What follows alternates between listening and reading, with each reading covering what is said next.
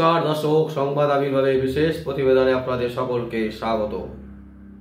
আপনারা জানেন যে রাহুল গান্ধী রীতিমতো বিভিন্ন স্টেট ঘুরে বেড়াচ্ছেন, পদযাত্রা করছেন, গাড়িতে উঠে যাচ্ছেন। তার যে যাত্রা, এই যাত্রার পথে মালদাতে কিন্তু তার গাড়িতে রীতিমতো ইট পাটকেল ছোড়া হলো। কিন্তু রাহুল গান্ধী তিনি চিন্তা করে নিয়েছেন তিনি কাউকে কিছু বলবেন না। তাই তৃণমূল কংগ্রেসের বিরুদ্ধে তিনি কোনো কমেন্টস করেননি। তিনি বলেছেন যে ইন্ডিয়া জোট আমরা করতে চাই, ইন্ডিয়া জোটে আমরা সবাইকে চাই। রাহুল গান্ধী তিনি কোনো পদে নেই। এই পদযাত্রা, এই যে যাত্রা তিনি করছেন, এই ভারত জোড়ো যাত্রা, ভারতকে জোড়ো, এই যে যাত্রা, এই যাত্রাতে কিন্তু তিনি কোনো পদ অধিকার করে নেই। তিনি একজন রাহুল গান্ধী। এইভাবেই কিন্তু তিনি বিভিন্ন জায়গায়, বিভিন্ন স্টেটে ঘুরে বেড়াচ্ছেন, বিভিন্ন স্টেটে তিনি যাচ্ছেন তার এই ভারত জোড়ো যাত্রা। আর সেই ভারত জোড়ো যাত্রা যখন মালদাতে এসে পড়ে, তৃণমূলের নেতৃত্বে তার গাড়িতে কিন্তু রীতিমতো ভাঙচুর হয়, ঢিল পাটকেল পড়ে। তারপরেও কিন্তু রাহুল গান্ধী তিনি কোনো বাক্য ব্যয় করেননি তৃণমূল কংগ্রেসের বিরুদ্ধে। তিনি বলেছেন যে ইন্ডিয়া জোটে আমাদের সবাইকে প্রয়োজন। বিজেপির বিরুদ্ধে লড়াই করতে গেলে সমস্ত দলকে এক হতে হবে, সবাইকে কাছে, সবার সাথে কাছে মিশে, সবার সাথে মিশে গিয়ে আমাদেরকে এই পরিবর্তন আনতে হবে। বিজেপিকে হারাতে গেলে সব দল একত্রিত হতে হবে। এবং সেই জন্য আজকে রীতিমতো অধীর রঞ্জন চৌধুরীকে, পশ্চিমবঙ্গের যিনি জানেন কংগ্রেসের একমাত্র নেতা, যার নেতৃত্বে এখনো পর্যন্ত প্রতি বছর যবে যবে ভোট হয় লোকসভা, একটা সিট অন্তত তিনি বের করে আনবেনই।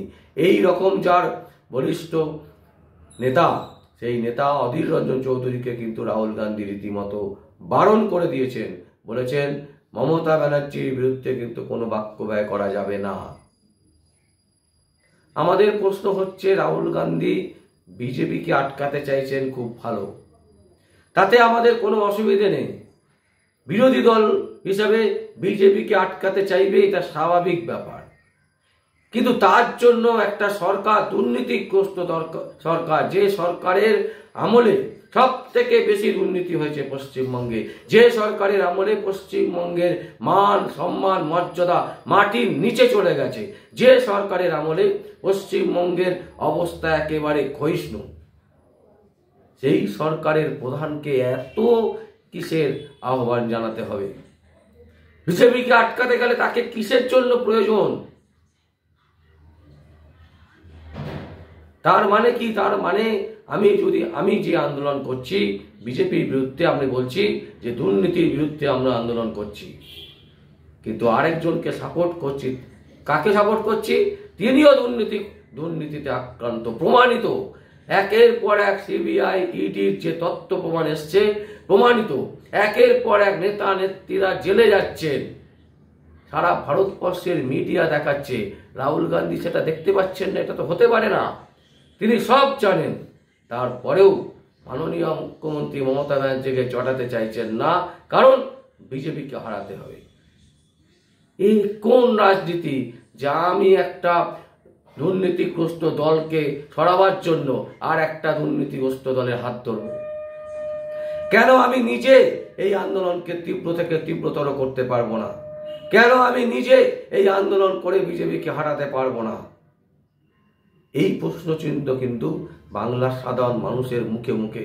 তারা মনে করছেন এই ধরনের চিন্তা ভাবনা নিয়ে কংগ্রেস এগোচ্ছে, তাতে কংগ্রেসের যা সিট পাওয়া উচিত সেই সিট কিন্তু কংগ্রেস পাবে না, উল্টে অনেকটা কমই পাবে। যদি বরঞ্চ একলা চলো এই রীতি নিয়ে চলতো, তাহলে হয়তো পশ্চিমবঙ্গে এই মুহূর্তে কংগ্রেসের ঝুলিতে 6 থেকে 8টা আসন আসার সম্ভাবনা কিন্তু প্রবল, যদি কংগ্রেস একা লড়ে।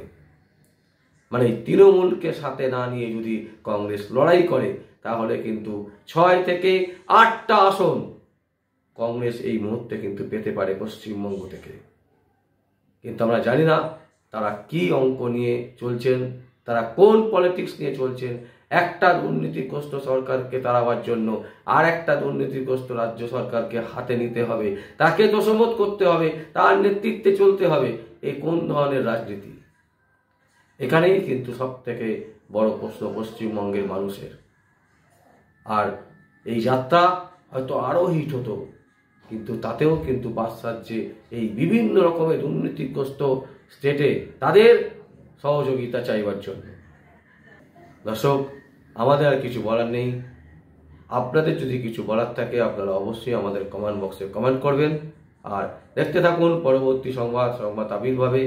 আমার নাম বিশ্বজিৎ পাল, সংবাদ আবির্ভাবের জন্য।